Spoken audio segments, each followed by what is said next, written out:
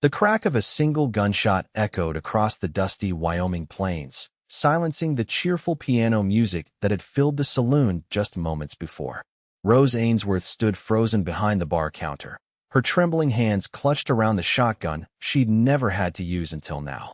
The lifeless body of her would-be attacker lay sprawled across the wooden floorboards, blood seeping between the planks like spilled whiskey. "I reckon that's the end of Jed Dalton's robbery spree," a deep voice drawled from the doorway. Rose looked up to find a tall stranger silhouetted against the afternoon sun. Broad-shouldered and lean-hipped, he stepped inside, boots leaving dusty prints on the floor. His face remained shadowed beneath a well-worn Stetson, but she could feel his eyes assessing the situation with practiced calm. "I didn't mean to kill him," Rose whispered, her voice barely audible over the murmurs of the patrons who had taken cover under tables during the commotion. "He pulled a gun," demanded the cash box. The stranger moved closer, revealing a face weathered by sun and wind, with sharp blue eyes that seemed to see right through her practiced composure. A silver badge glinted on his vest. "Name's Deputy Daniel Keller, madam. And you've done Clearwater a service today. Dalton's been terrorizing 3 counties. He tipped his hat, though I'm sorry you had to be the one to end him." Rose set the shotgun down with shaking hands. At 23, she'd seen her share of violence in the 3 years since she'd inherited her father's saloon, but never like this. Never by her own hand. "Sheriff's on his way," Daniel continued. "This will be settled quick enough." True to his word, within the hour the body had been removed, statements taken, and the Broken Wheel Saloon had resumed its normal afternoon business. Rose found herself staring at the scrubbed floorboards where the man had fallen, wondering how life could continue so casually after death had visited. "Miss Ainsworth." Deputy Keller's voice pulled her from her thoughts. "You might want this back." He held out her shotgun, cleaned of any evidence of what had transpired. "Thank you, Deputy." She took it, sliding it back under the counter. "Daniel," he corrected. "Or Dan if you prefer." His eyes crinkled at the corners. "Mind if I have a drink?" "Been tracking Dalton since sunrise." Rose nodded, pouring him a whiskey. "On the house." She studied him as he drank. His clothes were trail-worn but well-kept, his movements deliberate and controlled.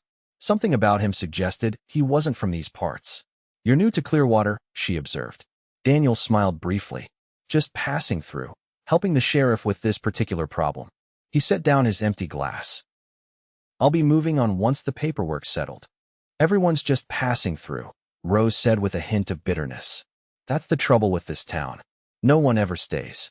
"Some places are meant for passing through," Daniel replied. "Others for putting down roots. A man has to know the difference." Before Rose could respond, the sheriff bustled in, calling for Daniel. With a polite nod, the deputy left her to her thoughts. That evening, as Rose closed up, she found Daniel waiting outside. The sunset painted the horizon in shades of amber and gold, casting long shadows across the dirt street. "Miss Ainsworth," he said, straightening from where he'd been leaning against the hitching post. "I wanted to check if you're all right. First killing can shake a person." Rose hesitated at the door. "I'm fine," she lied automatically. "No, you're not," he replied simply. "And that's normal." Something in his direct gaze made her defenses crumble. "I keep seeing his face," she admitted. The moment he realized he was dying. "I never wanted to harm anyone." "I know." Daniel gestured to the bench outside her establishment. "Mind if we sit a spell?" They sat in silence for several minutes, watching as the last light faded from the sky, revealing a canopy of stars above the small frontier town. "My father built this place," Rose said eventually. "Came west with nothing but dreams and determination. He believed Clearwater would grow into something special." She sighed. "He died still believing that. And you don't."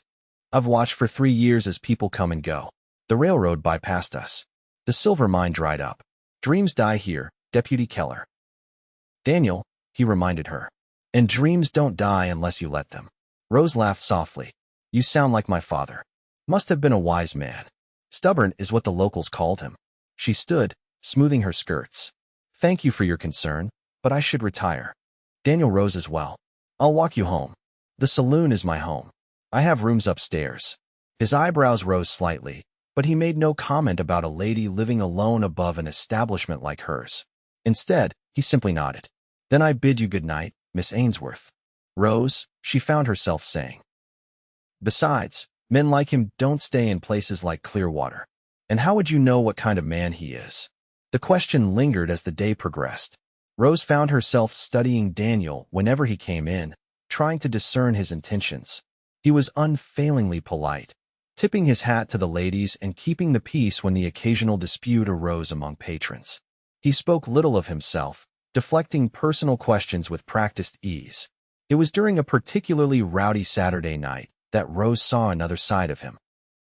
A group of cattle drivers had ridden in, flush with pay and looking for entertainment. One took a liking to Jenny, one of the girls who served drinks, and wouldn't take no for an answer. Before Rose could intervene, Daniel appeared beside the man, his voice low but carrying an unmistakable edge. The lady said no. The cowboy, young and foolish with liquor, stood up with fists clenched. Mind your own business. What happened next was so fast Rose barely saw it. Daniel's hand moved like lightning, and suddenly the troublemaker was face down on the table, arm twisted behind his back. I'm making it my business, Daniel said calmly. Now, you can leave peacefully and come back when you've remembered your manners, or you can spend the night in a cell. Your choice. The cowboy's friends wisely pulled him away once Daniel released him, muttering apologies as they departed. Thank you, Jenny said, relief evident in her voice. Daniel tipped his hat. Just doing my job, madam. Later, as the crowd thinned, Rose found Daniel at a corner table, nursing a coffee. That was impressive, she said, sliding into the chair across from him. He shrugged. Just avoiding unnecessary trouble. Most deputies I've known would have let it escalate, then made arrests. Means more money for the town in fines. I prefer preventing problems to cleaning up after them. He studied her face. You look tired. Rose touched her cheek self-consciously. It's been a long day. You run this place entirely alone? Mabel helps with cooking, and I have the girls for serving. But yes, the business is mine to manage. Daniel nodded thoughtfully. Your father taught you well. He didn't have much choice. Everyone has their losses. Before she could inquire further, he stood. It's late. I should let you close up. The abrupt change of subject wasn't lost on Rose, but she didn't press. Everyone in the West had stories they preferred not to share. As spring gave way to early summer, Daniel remained in Clearwater. He took on more responsibilities at the sheriff's office, riding patrol and handling disturbances with a quiet efficiency that earned respect from even the most skeptical townsfolk. He continued to visit the Broken Wheel daily, though he rarely drank more than a single whiskey.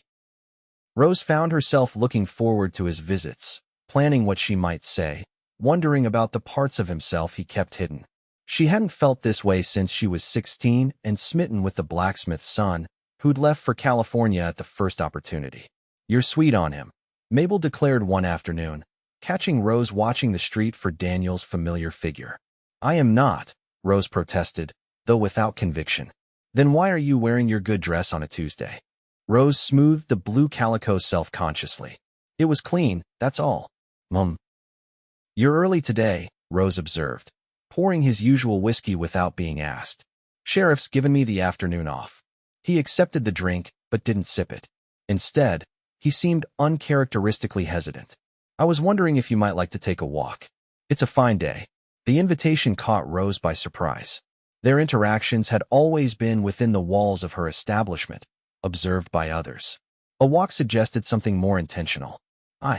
Well, Mabel can watch things for an hour, I suppose. Daniel's smile broadened. Excellent. Minutes later, they strolled side by side down Clearwater's main street. The town was small enough that they quickly reached its edge, where civilization gave way to the vast Wyoming landscape. Fields of wildflowers stretched toward distant mountains, a canvas of purple, yellow, and blue. It's beautiful, Daniel said, gesturing to the view. You don't see country like this everywhere. Rose nodded. My father used to say the same thing. He came from Pennsylvania, said the horizons there were too cluttered with trees. He wanted to see forever. Smart man. They walked in comfortable silence for a while, following a path that meandered along a creek where cottonwoods provided welcome shade. May I ask you something, Daniel? Rose ventured finally. Of course. Why are you still in Clearwater? Truthfully.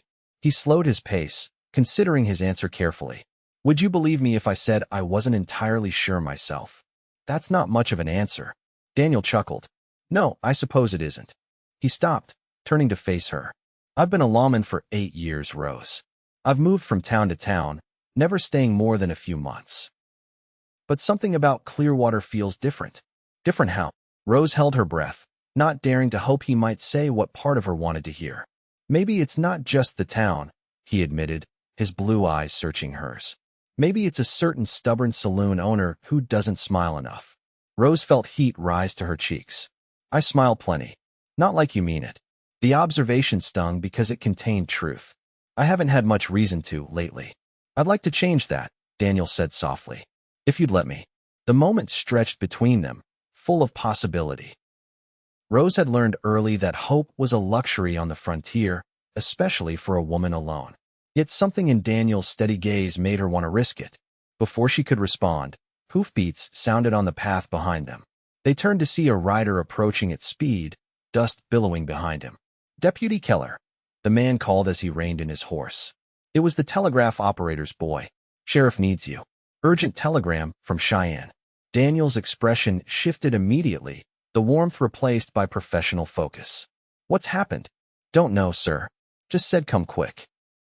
With an apologetic glance at Rose, Daniel nodded. Tell him I'm on my way. As the boy galloped back toward town, he turned to Rose. I'm sorry. Duty calls, she said, trying to mask her disappointment. I understand. They walked back in silence, the easy camaraderie of before replaced by tension. At the edge of town, Daniel paused. Rose, about what I said, you should go, she interrupted. The sheriff's waiting. Something like frustration flashed across his face, but he nodded. We'll continue this conversation later. Rose watched him stride toward the sheriff's office, wondering if later would ever come. In her experience, interruptions on the frontier had a way of becoming permanent partings. That evening, the broken wheel was unusually quiet. Rose found herself constantly glancing at the door, hoping for Daniel's familiar silhouette. When the sheriff himself entered just before closing, her heart sank. Evening, Miss Ainsworth. Sheriff Taylor greeted her, his weathered face grave. Might I have a word? Of course, she gestured to an empty table. Can I offer you a drink? No, thank you. Rose repeated, the words feeling hollow. Without saying goodbye, Sheriff Taylor cleared his throat. He asked me to convey his regrets. Said it was a sudden opportunity he couldn't refuse. He paused. He also left this for you. He produced a sealed envelope from his vest pocket. Rose took it with numb fingers. Thank you for delivering it, she managed. He's a good man, the sheriff offered. One of the best deputies I've had. But a man like Keller, well, he's bound for bigger things than Clearwater can offer. After the sheriff departed, Rose closed up mechanically, her mind elsewhere. Only when she was alone in her rooms did she open Daniel's letter with trembling hands. Rose, I'm sorry for leaving without a proper goodbye.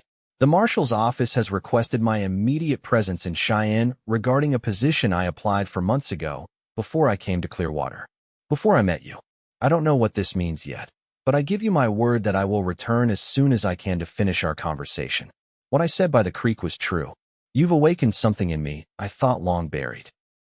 Please wait for me. Daniel Rose read the letter 3 times before folding it carefully and placing it in her dresser drawer. Hope and skepticism warred within her.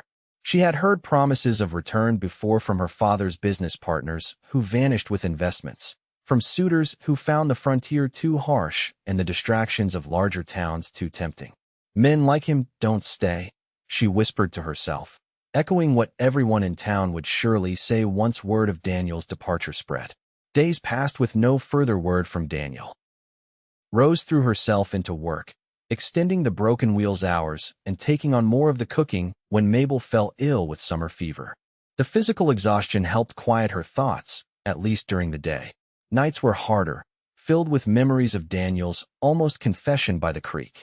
A week after his departure, a violent summer storm swept through Clearwater. Rose stood at the saloon window watching lightning split the sky, grateful for the empty establishment. The rain came in torrents, turning the street into a river of mud. Through the downpour, she spotted a rider approaching, hunched against the elements. Something about the silhouette seemed familiar, but she dismissed the thought. No one would be out in such weather without desperate cause. The rider dismounted directly in front of the broken wheel, securing his horse to the hitching post. As he turned toward the entrance, a flash of lightning illuminated his face. Daniel. Rose stepped back from the window, her heart racing. She smoothed her hair and straightened her dress, then silently chastised herself for the girlish gesture. The door opened with a gust of wind and rain. Daniel stood dripping on the threshold, his clothes plastered to his body, hat in hand. His eyes found hers immediately. "You're back," Rose said, hating how breathless she sounded. Daniel crossed the room in long strides, stopping just short of where she stood. "I told you I would be." The marshal's position, I turned it down. Rose stared at him in disbelief. "But why? It was a promotion, wasn't it?" "It was," he confirmed. "Higher pay, more authority. Everything I thought I wanted when I applied. And now?" Daniel's gaze held her steadily. "Now I know what I really want." Before she could respond, he closed the distance between them, his hands coming up to frame her face with gentle reverence. "I've spent 8 years moving from town to town, telling myself I was serving justice, making a difference. But the truth is, I've been running." "From what?" Rose whispered. "From putting down roots. From caring too much about any one place or person." His thumb brushed her cheek. "Then I met you, and suddenly leaving didn't feel right anymore." Rose wanted to believe him, but caution born of past disappointments held her back. "Everyone leaves Clearwater eventually. There's nothing here to keep people." "You're here," he said simply. "And is that enough?" "This town is dying, Daniel. The mines dried up, the railroad bypassed us. In 5 years, Clearwater might be just another ghost town. Then we'll go somewhere else," he replied. "Together."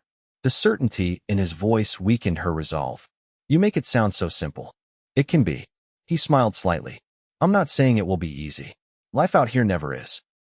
But I'm done running, Rose." She studied his face, looking for any sign of hesitation, any hint that this was a decision he might regret. "They said you'd never stay," she whispered, giving voice to the town gossip that had reached her ears in his absence. Daniel's smile deepened, warming his blue eyes. "Then they don't know me yet." The echo of her own doubts in his confident reply broke something loose inside her. Rose reached up, covering his hands with hers. "I want to believe you." "Then do," he murmured, leaning closer. "Give me the chance to prove it." Their first kiss was gentle, a question asked and answered. When they parted, Rose saw her own wonder reflected in Daniel's eyes. "I've never believed in fate," he said softly. "But finding you in this little town in the middle of nowhere makes me reconsider." Rose laughed, a sound of pure joy that surprised even her. "Maybe my father was right about Clearwater after all." Outside, the storm began to subside, the violent downpour softening to a steady rain.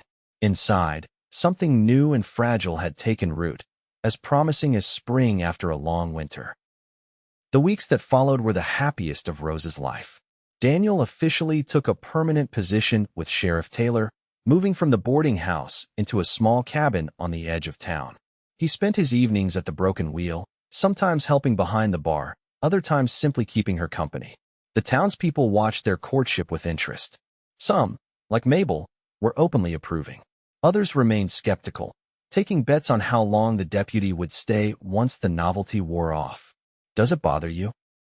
Daniel asked one evening as they sat on the porch of his cabin, watching the sunset. "The talk?" Rose shook her head. "I'm used to being the subject of gossip. A woman running a saloon invites speculation. They'll stop once we're married," he said casually, as if discussing the weather. Rose turned to stare at him. "Is that a proposal, Deputy Keller?" Daniel looked momentarily flustered, an unusual state for him. "I had planned something more romantic," he admitted. "But yes, I suppose it is." He took her hand. "I love you, Rose. I want to build a life with you, whether here or elsewhere." "You're serious?" she breathed. "Completely." He reached into his pocket and withdrew a small box. "I picked this up in Cheyenne." Inside was a simple gold band set with a modest ruby. "It reminded me of you," Daniel explained. "Beautiful but strong." Rose felt tears prick her eyes. "Yes," she said, her voice steady despite her racing heart. "I will marry you." The wedding took place on a bright September morning. The entire town turned out, partly from genuine affection and partly from curiosity.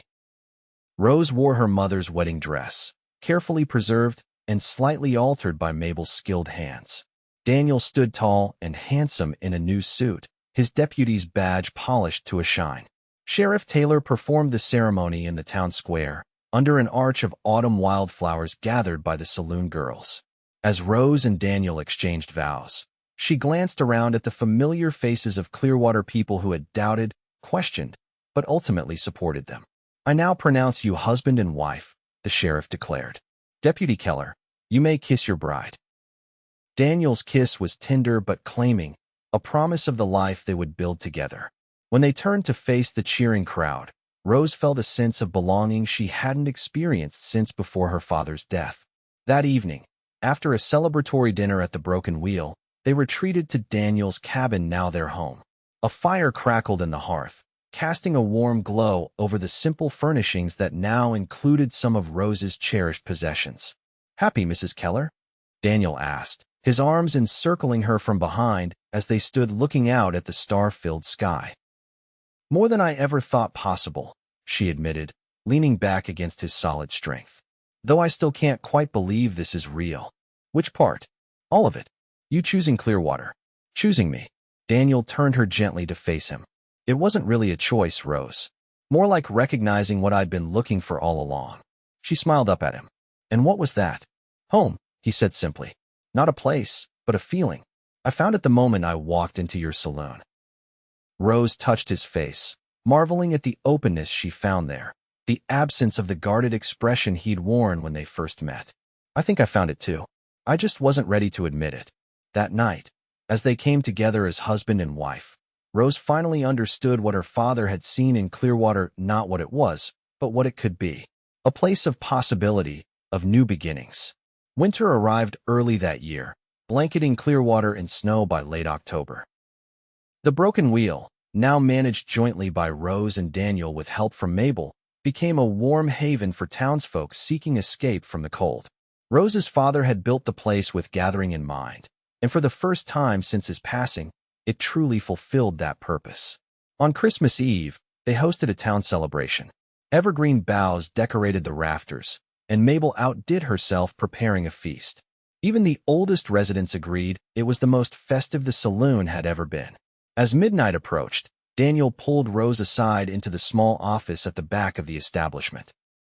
"I have something for you," he said, producing a wrapped package.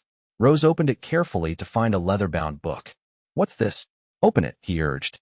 Inside, on the first page, was a detailed drawing of the Broken Wheel, with figures that were clearly meant to be Rose and Daniel standing at its entrance. "Turn the page," Daniel said. The next page showed the same building, but expanded, with a new wing added to the side. "I don't understand," Rose said, looking up at him. "It's the future," Daniel explained. "Our future, if you want it. I've been talking with the banker. With the right investment, we could expand the Broken Wheel into a proper hotel. Clearwater may have been bypassed by the railroad, but the new coach line is looking for regular stops between Cheyenne and the Montana Territory." Rose stared at him, stunned. "You want to stay in Clearwater?" "Permanently. I want to build something here," he corrected. "With you. This town isn't dying, Rose. It's just waiting for someone to believe in it again." She looked back at the drawing, seeing not just a building but a vision. "My father always said Clearwater just needed time." "Your father was right." Daniel took her hands. "What do you think? Are you willing to take a chance on this place?" Rose thought about the past year, how a single moment of violence had led to unexpected joy, how a stranger passing through had become the center of her world. She thought of all the times she'd been told that nothing lasted in Clearwater, that dreams died there. "Yes," she said firmly. "Let's do it." The expansion began in the spring. Daniel proved as skilled at business as he was at keeping the peace, negotiating favorable terms with suppliers and hiring reliable workers. By summer, the new wing was taking shape, adding 8 proper guest rooms to the establishment.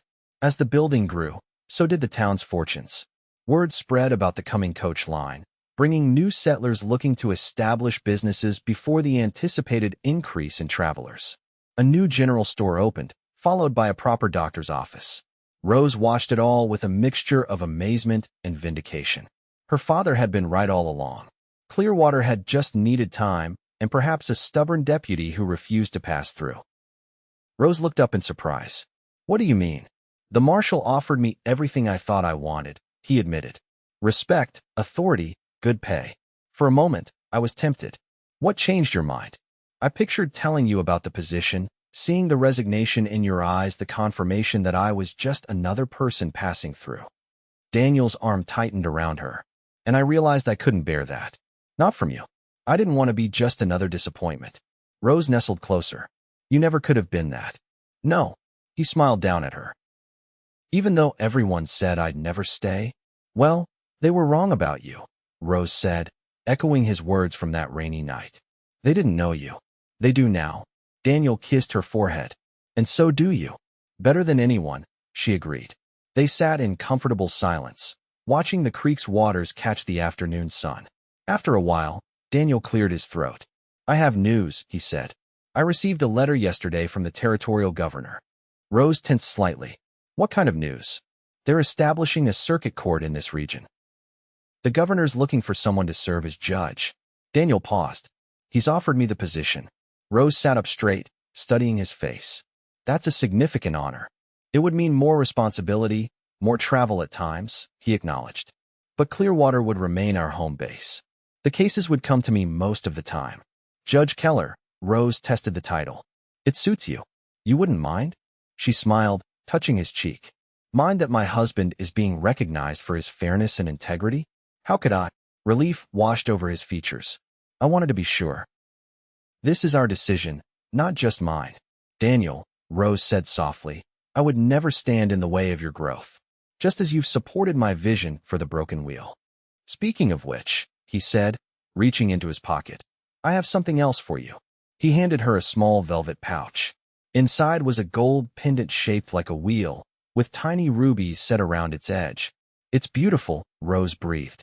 I had it made in Cheyenne, Daniel explained as he fastened it around her neck. A reminder of where we started and how far we've come. Rose touched the pendant, feeling its weight against her skin. We have come far, haven't we? And we have further yet to go, he promised. As twilight descended, they walked hand in hand back to town. Clearwater was coming alive for the evening, lanterns glowing in windows, the sounds of conversation and laughter spilling from the broken wheel. It's really happening, isn't it? Rose marveled. Everything my father dreamed. And more, Daniel agreed, squeezing her hand. This is just the beginning. 2 years later, on a crisp autumn morning, Rose stood in the doorway of their expanded home behind the hotel, watching as Daniel rocked their 3-month-old daughter. Daisy Keller had her father's blue eyes and her mother's determined nature, evident even at her young age. She's finally asleep, Daniel whispered, carefully placing the infant in her cradle. For how long is the question? Rose replied with a tired smile. Motherhood had been an adjustment, especially while managing the now thriving Clearwater Hotel, as they'd renamed the expanded Broken Wheel. Long enough for this, I hope. Daniel pulled her into his arms, kissing her with the same tenderness he'd shown since the beginning. I've missed you. Rose leaned into him, savoring the rare, quiet moment. I've been right here. You know what I mean. She did. Between the baby, the hotel, and Daniel's duties as the circuit judge, intimate moments had become precious and scarce. I'm right here now, she murmured against his lips. Later, as they lay entwined in the afternoon sunlight, Rose traced the scar on Daniel's shoulder, a remnant from a confrontation with a cattle rustler the previous year. What are you thinking? Daniel asked, his fingers playing with her hair spread across the pillow. About how differently things might have turned out, she admitted. If you hadn't been the one to walk into the saloon that day. If I hadn't shot Jed Dalton. Daniel propped himself up on one elbow. Are you still troubled by that? Not troubled, exactly, Rose clarified. Rose watched as he lifted their daughter with practiced ease, his large hands cradling her tiny form with incredible gentleness. The sight never failed to move her, this strong man who had faced down outlaws, now completely captivated by a small bundle with Rose's nose in his eyes. There now, little one, he murmured, bringing Daisy back to their bed. Your mama needs her rest. As Daniel settled beside her with the baby between them, Rose felt a profound contentment wash over her. This was what her father had wanted for her, not just survival, but joy, a family, a future. I love you, she said, the words simple but filled with everything she felt. Daniel's eyes met hers over their daughter's downy head. And I love you. Both of you. Rose touched the gold wool pendant that rarely left her neck. They still talk sometimes, you know, about how surprising it is that you stayed. Let them talk, Daniel replied with the smile that still made her heart skip. We know the truth. And what's that? That I was never just passing through. I was finding my way home. Outside, Clearwater continued to grow, proving all the doubters wrong. Inside, in the quiet of their home, Rose and Daniel Keller held their greatest accomplishment between them, a family built on choice, on determination, on love that had defied every expectation. And when Daisy was old enough to understand, they would tell her the story of how they met, how a moment of danger led to a lifetime of happiness, how a saloon called the Broken Wheel became a hotel, how a deputy passing through became a judge, a husband, a father. Most importantly, they would tell her how sometimes the people who say you'll never stay simply don't know you yet.